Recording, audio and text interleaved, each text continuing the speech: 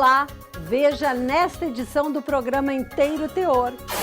Justiça Federal concede licença adotante de 180 dias para casal homoafetivo. Empresa de televisão é condenada por ter divulgado propaganda enganosa sobre efeitos terapêuticos de chá. E no quadro Nos Caminhos da Primeira Região, fomos até São João del Rei, em Minas Gerais, cidade que foi berço de Tiradentes e de Bárbara Heliodora, uma das heroínas da Inconfidência Mineira. Está no ar Inteiro Teor, um programa do TRF da Primeira Região.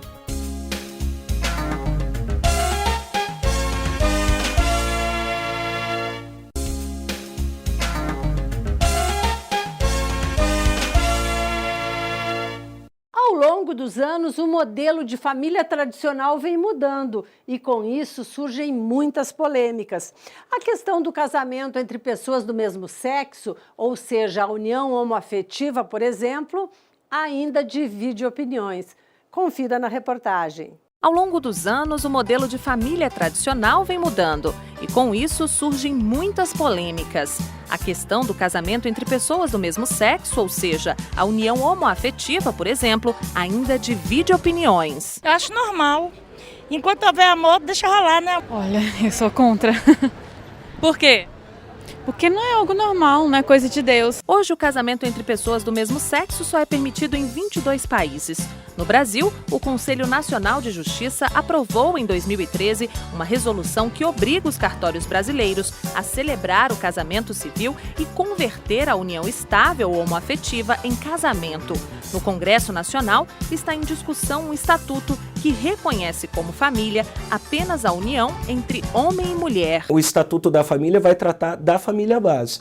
Os demais arranjos, o Estatuto não impede de que essa discussão possa até mesmo ser feita aqui pela Câmara dos Deputados. Na contramão ao texto deste estatuto estão os outros arranjos familiares. Mais uma polêmica. Quando um casal homoafetivo decide adotar uma criança, por exemplo, aí a situação fica ainda mais delicada. E na maioria das vezes, o desejo de ter um filho, nesse caso, só é conquistado depois de um longo processo na justiça. Já no caso do casal homoafetivo, existe um pouco de resistência ainda e principalmente de preconceito. E os direitos para estes novos pais, como ficam? No caso de servidores públicos, a licença adotante, por exemplo, até setembro de 2014, só era concedida para mães. Outra dificuldade para a adaptação desta nova família. Em outubro, uma nota técnica estendeu o benefício ao servidor adotante, independente do sexo. O motivo da alegria deste casal é o pequeno Antônio. O sonho de ter uma família completa demorou 6 anos, mas foi realizado.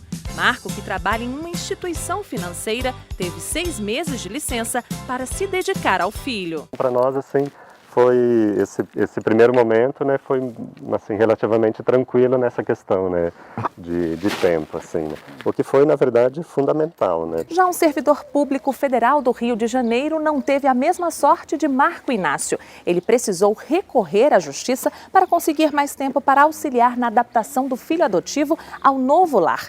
Por ser servidor público, ele teria direito apenas aos 45 dias previstos em lei. Como era uma criança que já tinha um histórico de devolução, tinha sido devolvido por outra família, ele tinha um histórico escolar bem complicado, de agressões aos coleguinhas, de temperamento difícil, então o pai tinha essa necessidade de ter um acompanhamento por mais tempo com essa criança. O caso foi parar no Tribunal Regional Federal da Primeira Região, que estendeu o prazo da licença para 180 dias. Tendo por base o princípio da igualdade que a Constituição assegura aos filhos, não podendo a lei, o legislador, colocar nenhuma discriminação ou nenhuma diferenciação do filho biológico em relação ao filho adotivo, eu entendi que, nesse caso específico, a licença adotante deveria ser concedida por 180 dias, tal qual seria uma licença maternidade.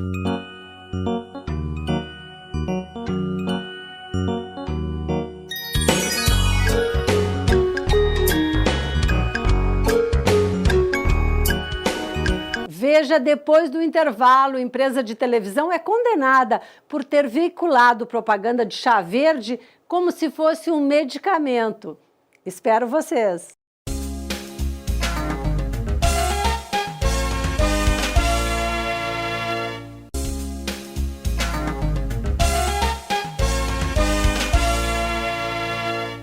A propaganda anunciava o chá verde como sendo bom para o colesterol, doenças cardíacas, envelhecimento precoce e até para emagrecimento.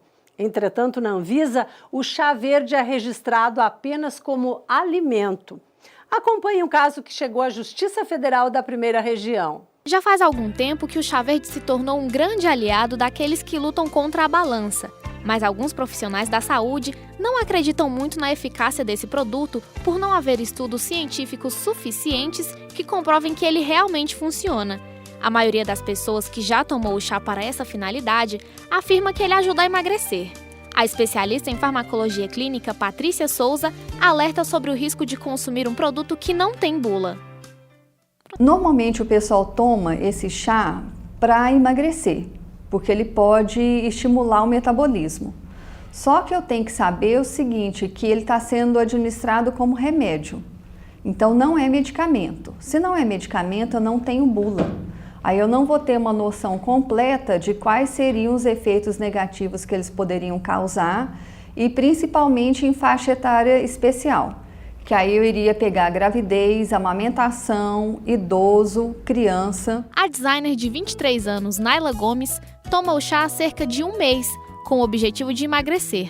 Ela disse que toma cerca de 300 ml por dia e já conseguiu sentir os efeitos do produto no organismo dela. Eu senti que a retenção de líquido melhorou bastante, eu desinchei. Eu perdi peso, mas eu não sei se foi por causa do chá ou por causa da dieta que eu tô fazendo. Mas eu perdi. Diferente da Naila, algumas pessoas adotam o método da desintoxicação por um dia, o chamado dia do detox, em que elas ficam 24 horas à base de suco verde ou mesmo do chá verde e não ingerem nenhum tipo de alimento. A farmacêutica reprova esse método. Elas podem estar colocando a saúde dela em risco. Principalmente porque o que é necessário hoje na alimentação é que seja uma alimentação balanceada. Então, se ela come 6 dias da semana, tudo que ela quer, não é um dia da semana que ela vai comer que esse chá verde, entre aspas, vai depurar tudo que ela tem. Então, esses daí são mitos, na realidade. A polêmica chegou até o TRF da Primeira Região através do recurso no qual uma emissora de TV foi condenada a pagar multa por transmitir um comercial sobre o chá, atribuindo a ele propriedade de medicamento, sendo que o chá verde é reconhecido pela Anvisa com o rótulo de novo alimento. A resolução ela estipula algumas regras e o canal de televisão, ao veicular a propaganda, não seguiu essas regras. A Anvisa autuou o canal de televisão pela responsabilidade que ela possui junto com a marca que desenvolveu o produto. E ela autuou o canal porque ele veiculou a propaganda, por mais que ela tenha sido feita pela marca que desenvolveu o chá verde. Teria uma responsabilidade subsidiária junto com a marca de veicular informação enganosa e ludibriar o consumidor. Mas afinal, o que significa o termo novo alimento, usado pela Anvisa para classificar o produto? No caso do chá verde, alguns produtos, se eles apregoarem, digamos assim, essa finalidade, eles não se enquadrariam mais como alimento. Qualquer referência à prevenção, tratamento e cura de doenças, porque a doença ela tem uma causa, digamos assim, multifatorial e um chá ele poderia ajudar a, digamos assim, a reduzir o risco de uma doença quando comprovado cientificamente, mas não curar uma doença. A promessa de perda de peso, aceleração do metabolismo e redução da pressão arterial costumam ser relatados por quem usa o chá. Entretanto, a propaganda ignora os efeitos colaterais. O que a gente vê de relatos sobre efeitos colaterais que o chá verde pode causar é uma dor, porque ele é rico em cafeína, né? Não tem a mesma quantidade de cafeína do café, mas também tem cafeína, então propriedades gástricas mesmo, né, de dar dor no estômago, queimação, isso pode acontecer, às vezes taquicardia, um efeito de tremor, isso pode, prisão de ventre também tem sido relatada. tá? Mas que não é todo mundo, depende também da dose e qual chá verde. Apesar de tantos benefícios anunciados, os profissionais da saúde não recomendam o uso do produto. Eu não recomendaria nem como alimento e nem como medicamento, nenhum dos dois. Como medicamento, porque ainda não tem nada comprovado, e como alimento para tudo que estimula para a pessoa poder emagrecer, vai ter o mesmo efeito como se eu estivesse tomando um estimulante. Então a pessoa pode ter insônia, a pessoa pode ter convulsão, o coração dela pode bater mais rápido. E se isso daí for para uma emergência médica, até que você identifique o que foi que a pessoa tomou, pode causar um problema.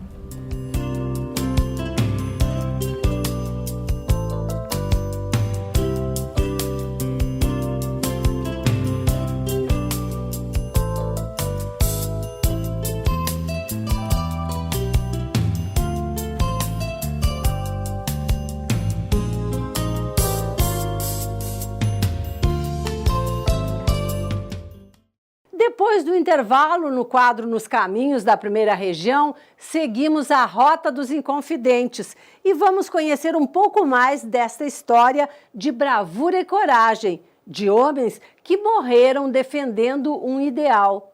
Fique com a gente.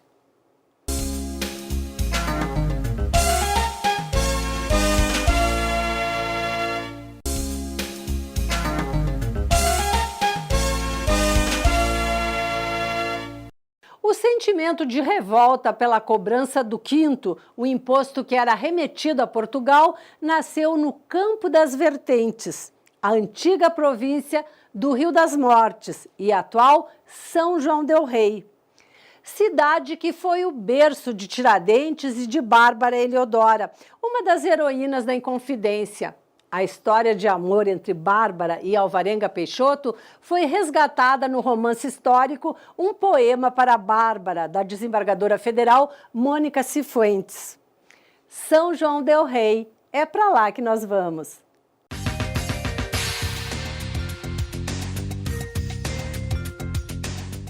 São João del Rei fica a 182 quilômetros de Belo Horizonte. O tombamento do acervo histórico e paisagístico da cidade ocorreu em 1938.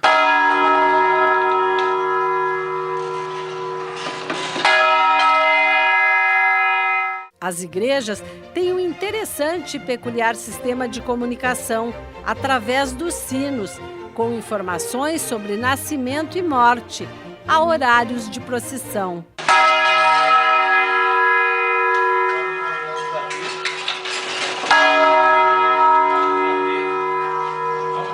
Bárbara Heliodora nasceu em 1759, primeira poetisa brasileira, culta e revolucionária. Aos 20 anos, se apaixonou pelo poeta Alvarenga Peixoto e, com ele, dividiu o sonho de libertar Minas Gerais do jugo português. A Casa de Bárbara hoje é sede da Secretaria de Cultura do município.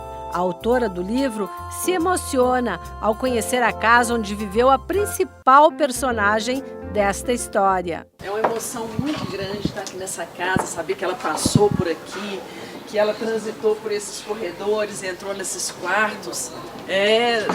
A emoção toca e é como se eu tivesse vivido aqui também, sabe? É como se isso aqui fizesse parte da minha história. Um encontro da autora com a personagem. É um reencontro com a Bárbara, com todos aqueles personagens que viveram aqui em Minas naquele momento histórico tão importante, tão significativo, não só para a história de São João del Rei, como para a história do Brasil, que eles foram visionários e o ideal deles de liberdade eu acho que ainda continua a ressoar por toda Minas e por todo o Brasil. Foi nesta casa que Alvarenga Peixoto viu Bárbara pela primeira vez. Como ouvidor, ou seja, a maior autoridade, né, da comarca e maior autoridade até da colônia, então o doutor Silveira o convidou para vir a um sarau aqui, para poder conhecer as pessoas locais, a sociedade, para ele se enturmar. E foi aí então que ele viu a Bárbara Heliodora e se encantou por ela. Ela no início não se encantou muito por ele não, mas enfim, foi daí que nasceu o amor dos dois, foi dentro dessa casa. Olha, essa é uma casa tem uma importância muito grande para a cidade, né?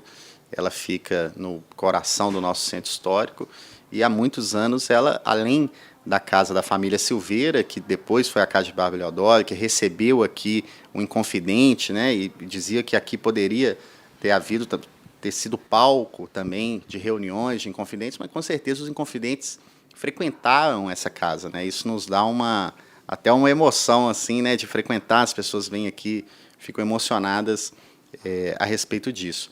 E é uma casa que historicamente São João del Rei lembra dela como uma casa da cultura, uma casa onde havia recitais de poesia, apresentações musicais. A cidade é muito ligada a essa questão da música, né, desde a época da Inconfidência. Para historiadores, São João del Rei foi o berço da Inconfidência Mineira. Você é uma cabeça de uma extensa comarca, que foi a comarca do Rio das Mortes, né? Criada a cidade em 1714 como comarca, então todo aquele aspecto político forte estava bem voltado para essa região, onde fazendeiros, padres, também ouvidor como Inácio José de Alvarenga Peixoto, estavam a fim de separar o Brasil de Portugal, né? Só de ter esse aspecto político forte vai trazer também casas de fundições, como a Real Casa da Intendência e Fundição do Ouro, que vai ter como símbolo até hoje essa balança que está aqui dentro desse espaço do museu,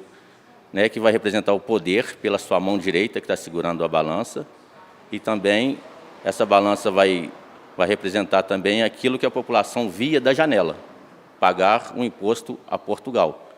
E também esse imposto que vai ser retirado aqui nas Minas Gerais, que era enviado a Portugal. Nessa época, os ideais de igualdade e liberdade do pensamento iluminista se espalhavam nos meios intelectuais da Europa. Em pesquisas recentes, a gente entende que esses grandes fazendeiros ricos mandaram seus filhos para a Europa, estudar na Europa, e lá, entre relacionar com os representantes dos Estados Unidos, Thomas Jefferson, e os representantes da França, advindos da Revolução Francesa, e também da liberdade dos Estados Unidos perante a Inglaterra. Então, o objetivo desses estudantes, na realidade, além de estudarem, era formar também um grupo chamado Vendec, que eles pegaram apoio para a Inconfidência Mineira, já que o grupo aqui seria, vamos dizer assim, sem recursos para enfrentar a coroa portuguesa. Com seus casarios antigos e igrejas centenárias, como a de São Francisco de Assis, na Praça Central, a memória do primeiro ouvidor da província, Alvarenga Peixoto, também pode ser lembrada através de objetos, como este lustre de prata doado por ele à Irmandade Senhor Bom Jesus dos Passos. Sim, ele vem, né, de Coimbra, estipulado para a comarca do Rio das Mortes, por ser uma pessoa de uma capacidade muito grande. Não é à toa que ele chegou aqui na região de São João del Rei, né, onde ele vai casar com Bárbara Eleodora, vai ter seus filhos e vai ser, logo em sequência, vai adquirir várias fazendas e vai ser um rico minerador e escravocrata. Só que após a Inconfidência Mineira, né, no degredo, ele vai falecer 2 dias na África de uma febre. O Alvarenga, na verdade, ele deixou a ouvidoria de São João del Rei, que era a sede da comarca, para ganhar mais dinheiro, que o que dava naquela época era ouro, né? Então ele começou a comprar fazendas e minas na região de Campanha, de Minas Gerais, São Gonçalo de Sapucaí, e lá, inclusive, a esposa dele, Bárbara Eleodora, mudou-se para lá, né, juntamente com a família, e lá ela faleceu nessa cidade e ele foi deportado em 1792, e logo morrendo, logo que chegou na África, ele morreu. De São João del Rei, seguimos o caminho dos Inconfidentes e vamos até Tiradentes, em uma das poucas locomotivas a vapor do mundo que ainda rodam em bitola de 76 centímetros. A viagem que leva a Tiradentes é feita a bordo de uma antiga locomotiva americana do início do século XX. O passeio começa na antiga ferroviária oeste de Minas. A partir daqui, é puro encantamento. A Estrada de Ferro Oeste de Minas foi inaugurada no dia 30 de setembro de 1881 por Dom Pedro II. Ela fazia o percurso ligando Rio de Janeiro a São João del Rei e era conhecido como o trem da corte, né? Não era para qualquer cidade da época do Brasil, colônia, império, conseguir trazer uma locomotiva. No entanto, na sua inauguração, quem veio pessoalmente foi Dom Pedro II, Conde de, Princesa Isabel, todos eles fizeram questão de estar fazendo essa inauguração. No percurso, rios, montanhas, fazendas centenárias, uma verdadeira volta no tempo.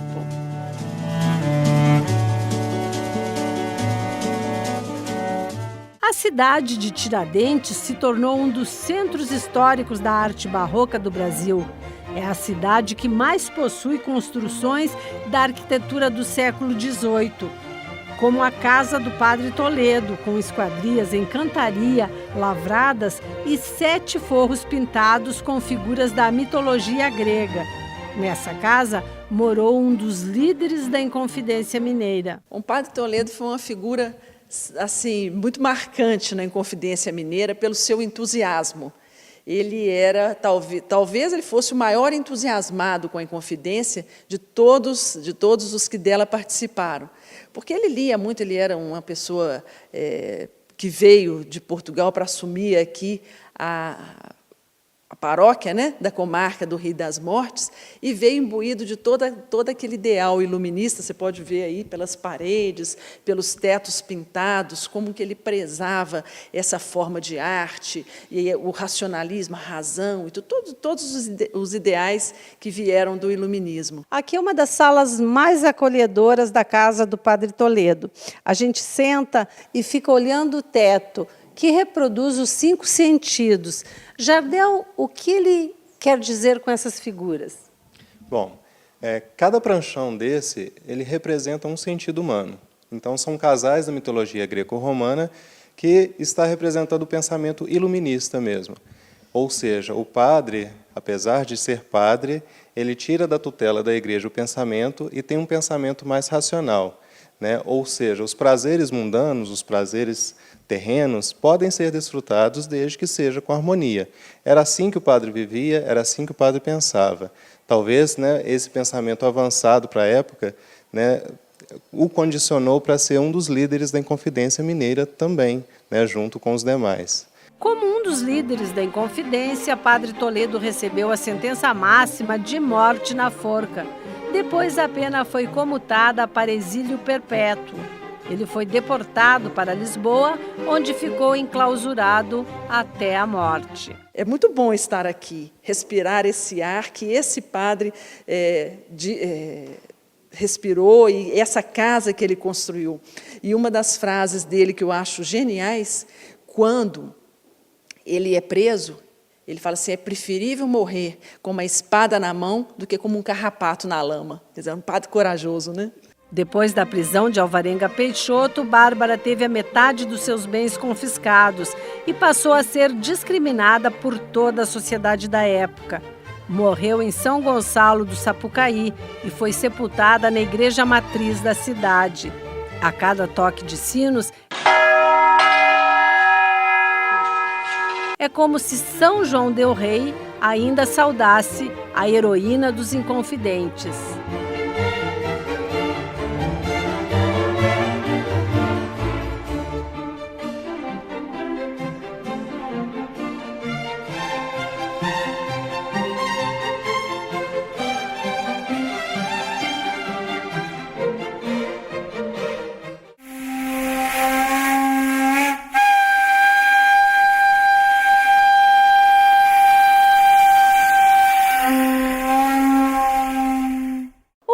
O Teor fica por aqui. Voltamos na semana que vem, neste mesmo horário. Participe do nosso programa enviando sugestões para o e-mail inteiroteor@trf1.jus.br. Confira também o programa no portal do Tribunal e na nossa página no YouTube. Até o próximo encontro.